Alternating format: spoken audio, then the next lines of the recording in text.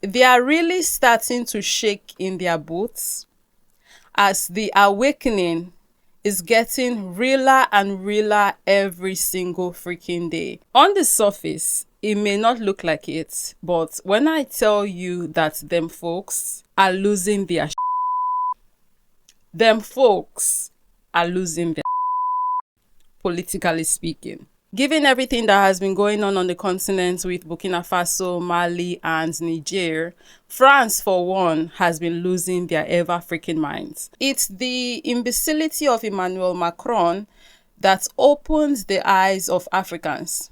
This was said in a tweet by Thierry Breton, the former economic minister of France. One thing is sure, if France loses its colonies, our children and grandchildren will go to Africa to search for their livelihoods. Immigration will change direction. Macron needs to go. If not, France will suffer. Europe needs to unite to fight this new African vision. What vision is he talking about? It's the awakening that is going on a continental scale. Hell, on a global scale, our people are waking up, and these people are starting to shake in their boots because now we are seeing right through their BS. We are dismantling their systems on the continent, and we are freeing ourselves off of them while liberating ourselves. The truth as to what kind of people they are is getting revealed on a daily basis. Africans are learning about true history that has been kept away from them. On a large scale, Africans are turning away from their religion, the same religion that they forced upon us during colonization and slavery, the same religion that they use as a tool to subjugate and oppress us. Africans are now starting to see the religion for exactly what it is, how it affects our psyche, keeping us mentally enslaved and docile, and how the effect of this religion on African people actually helps the white man's agenda. We were in Owerri. A lot of our people in Owerri said in Igbo land right now, there is a movement of young people to abandon Christianity and go back to traditional worship. They want to all go back to African worship where their ancestors were. I also heard that it's not just in Igbo land alone. Somebody called me in UK, all over Africa and all over the world. African young people have come up with a movement that is building momentum to abandon the Bible of the white man and go back to African roots. Growing numbers of African American women in Maryland and across the nation are leaving traditional church worship. All of them are in search of something else, a spiritual belief that connects them to their ancestors and where they can feel more empowered to control their own well-being. So you don't want to be a Christian? No. What do you want to be? So where do you fall? Where do you belong? The traditional belongings. So do you pour libation? Yep, I do. At your age, you pour libation? Yes, I've done that before. To who? My ancestors. Your ancestors. According to research, Africa has the most populated youth in the entire world. And there's a movement going on in the world whereby people, especially the youth, are turning away from Christianity. And within the black community, people are moving back to their African roots. So it is no wonder this man is calling on his people to fight the African vision, because the African vision is African-centered, it is African people-centered, and it's African ideology-centered. The African vision is by Africans, for Africans. It is for our survival and our prosperity. And what the African vision would mean for them makes them scared. Hence why he's calling on his people to come fight it. We're really shaking them folks, and they are starting to worry, because the only way they get to be in this position that they have been all these years is off our backs. That's how they get to be the world power or superpower, the richest, killing that and the third of nations that they are.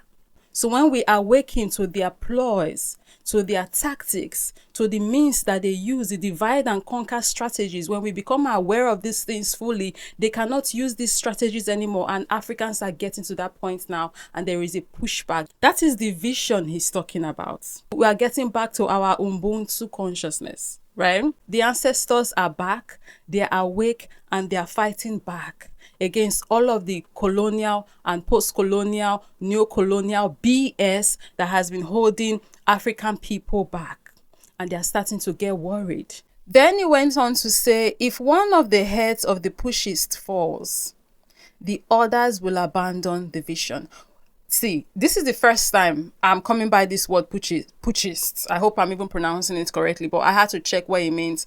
It's basically gotten from the word putsch, spelled P-U-T-S-C-H, which means a violent attempt to overthrow a government. It's basically a coup. So a putschist is someone who overthrew a government, right? Someone who spearhead a coup. A man like Ibrahim Traore is a pushist, according to these terms, political terms, right? So he is saying here that if someone like Ibrahim Traore, right, falls, the others will abandon the vision. He is suggesting that they do to one of the leaders in these three countries, Burkina Faso, Mali, and Niger, what they did to Patrice Lumumba, for example. So take away the visionary, take away the person who is spearheading this change and championing the African vision. Take that person away and make them lose this energy that they are gathering right now, because then there'll be that stability. Then we can come in and bring the person that we want in that is going to be to our benefit. That's basically what he's suggesting here. Then he went further to say Africa does not have history, so Africa can't manage the world. First of all, that first part of the statement is insane. It's ludicrous. It's factually, historically incorrect. Africa has rich history. Africans don't have history, but look at their museums. It's full to the brim with our histories. They say Africans don't have history as they are holding on to our history with hands and feet. These artifacts, who do they belong to? They belong to the museums where they are now, even for the artifacts which were looted. In the 19th century, the war, there was laws, and the looting of war was legal. Maybe it's not moral, but it's legal. How can something that is immoral be legal at the same time? We have no history, but see the mental gymnastics that they are willing to do just so they can hold on to our history. The same people who during colonization and slavery went around Africa destroying buildings, monuments across Africa, burnt books. The same people who tried to appropriate our histories and cultures and tried to credit white people for all of the things that we did back then and how progressive we were. Yes, Leo Frobenius, I'm looking at you and all of your kinds that came down here. I hope you all are burning in hell. But we know this is not a new saying. This is not a new mentality. This is something that they have been saying for over 500 years now to justify why they did the things that they did here for their selfish interest. And it's something that they continue to say, even now post-colonization, to justify why they need to do the things that they do again for their selfish interest, which is things like, oh, we need to get rid of the pushes. Right? Now, I don't know what this man thought he did here, but what he did is show to all of us African people and hell, the world in general, that they are actually scared of African people. They are scared of us coming to know of the power that we have, and worst for them but beneficial to us, they are scared of us harnessing that power, because they know when that happens on a continental scale, it is over for them, because then they will not be able to steal from us, then they will not be able to subjugate us, then they will not be able to use us to their benefits. It may look like, oh, it's only France that is worried because, oh, it's France that's getting affected, it's their colonies. All of them are scared. All of them are scared because they all still benefit from their various colonies. So they too are looking in on this situation and going, if our former colonies start to do what France's former colonies are doing, we too are screwed. As we speak, trust and believe these people are having Berlin Conference 2.0. The Berlin Conference 2.0, how to make sure that the neo-colonialism arrangements doesn't get stopped, doesn't come to an end. Trust and believe they're having those kind of meetings. It's not only France that's shaking in its boots right now. It's not only France. The rest of them are shaking too. And now you are seeing them blaming one another. The former economic minister of France is blaming Macron. They are slowly starting to turn on one another. Don't forget, until they realized they could unite and go fight other people instead and take their each, they were fighting each other. And now this economic minister is reminding them, see, we have to stay united. We have to stay united on the front of making sure that only our interests are met. Because if we don't, we are going to go back to where we are coming from. We are going to go back to the nothingness that we are coming from. We know what our history is like. I mean, we lie to the public and keep this front like, oh, we've always had ish going. But deep down, you guys know we are coming from nothing. And if you know you don't want to go back to the caves in the Caucasus, I don't know. I'm so sorry. If you know you don't want to go back to your having nothing, we have to make sure we keep our knees firmly on Africans' necks so that what happened in Mali, Burkina Faso, and Niger don't happen across the continent. Because if that happens, we are screwed.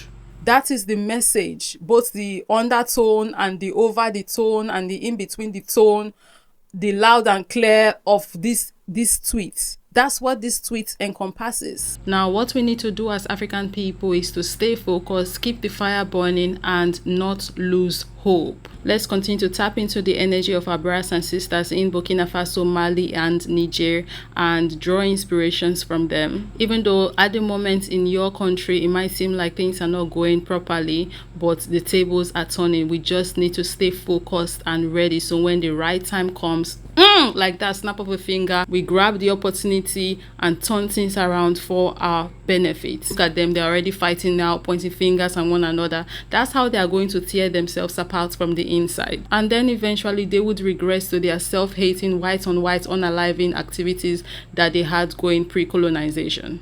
They are running helter-skelter because the peace, unity, and prosperity that they built on our heads and backs is coming to an end. Now, we just need to stay united and alert and turn all their plans to dust.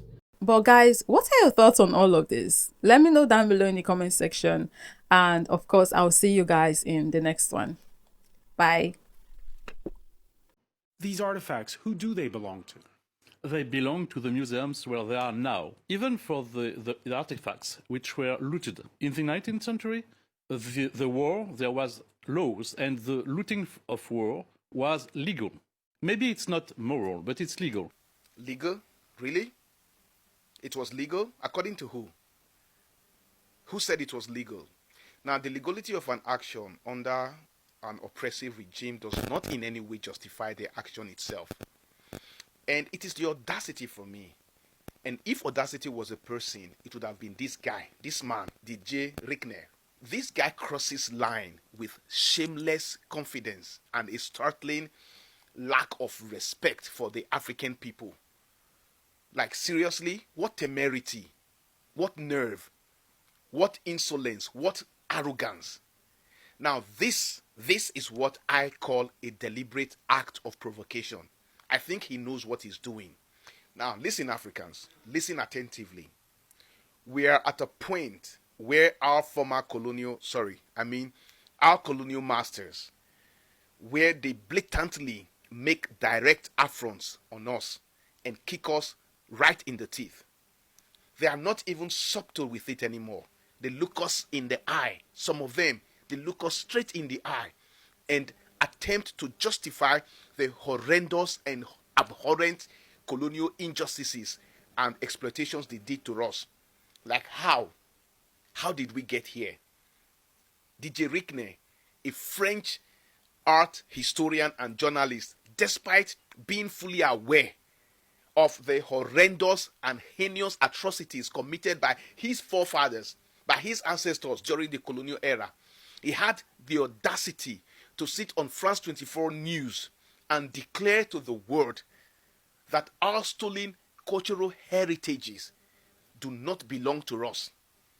He said they don't belong to us Africans, but to the European museums where they are currently held. In Nigeria, this is what we call see finish. That means they don't see us finish. These people don't see us finish. Anyways, to avoid any conjecture, right? Let's hear his reasoning for claiming that our cultural heritage isn't rightfully ours. Let's hear him out. Let's hear why he said that. So it won't look as if we are judging. Let's hear. I mean, it is looting, isn't it? No. It is looting, yes. Part of it was looting. But if you have read the report says it's not only the war looting which must be returned, but everything. The scientific expeditions where they collected artifacts, they must give it back. The gifts from the colonial administration, you must give it back. Actually, you are going to give back to some countries, and they are not reclaiming it. Did you hear him? You heard what he said, right? Now, you see how hard he's trying to make the crap he's saying sound sensible, right? You see how hard he's trying to make it sound reasonable. I'm still trying to wrap my head around this. Like how? How can someone in 2024 with the internet, social media, and all the information flying around still be this foolhardy? Now, these items they refer to as artifacts are not merely objects of art. They are cultural heritages that hold deep cultural, historical, and spiritual significance for the communities from which they originated. These artifacts are embodiments of a culture's history, value, and identity. And for what it is worth, over 5 international legal instruments and declarations stipulate beyond dispute that the right to cultural heritage is a fundamental human right. Yet, this French colonizer, this French dimwit, is saying that because the African heritages, these artifacts that are littered all over their museums in Europe and US, were not only looted during wars, but that colonial administrators also took some in different forms, such as gifts and scientific exhibitions. So returning these heritages to where they originated means giving them back, means giving everything back. Are they yours in the first place? And he doesn't want that. He doesn't want to give them back. Are they yours to keep?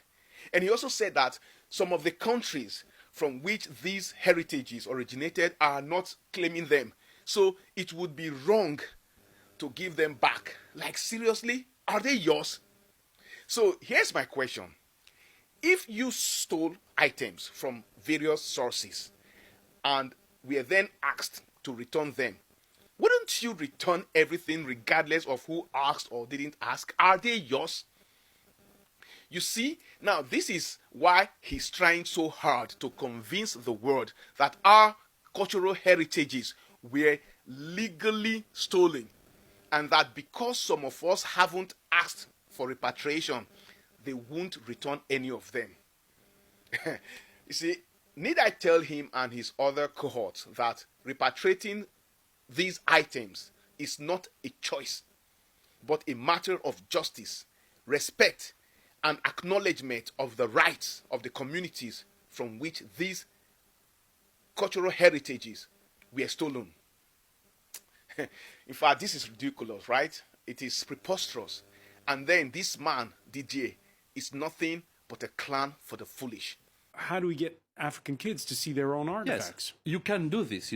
I think I milite for cooperation between French museums and Africa to organize exhibitions of African art. And how does that go? Because there's the question of Yes. the pieces when they travel around Africa. Does it go okay? Yes, it's okay to send them to Africa, but they must return to the French museums where they belong. Oh boy, you see? Now, this French dimwit is suggesting that African countries should borrow their own cultural heritages from European museums for exhibitions. Should our children want to see our own heritages, we should borrow them from the European museums, and that they should be returned to Europe where they belong. You heard that clearly. He said where they belong. He said they belonged in the European Museum. Now, this mentality that these African cultural patrimonies belong in French museums is not only flawed and offensive, but also perpetuates a colonial mindset that suggests European powers have the right to own and control the cultural heritage of African nations. You see, a mindset that disregards the historical injustices and context in which these items were stolen in the first place.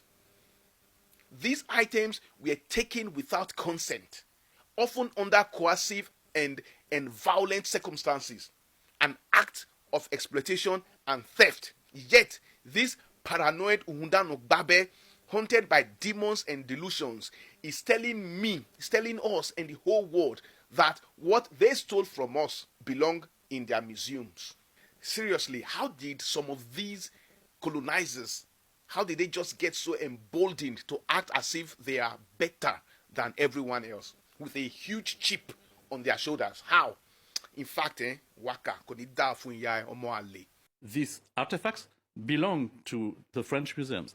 But if they were stolen, No, they were not stolen. It was looting, yes, but there were law. I don't get this distinction between looting and stealing. No, it was stolen if you want, but in the 19th century, in the 18th century, in the 17th century, during all the wars, art was stolen. So we must get back everything or nothing.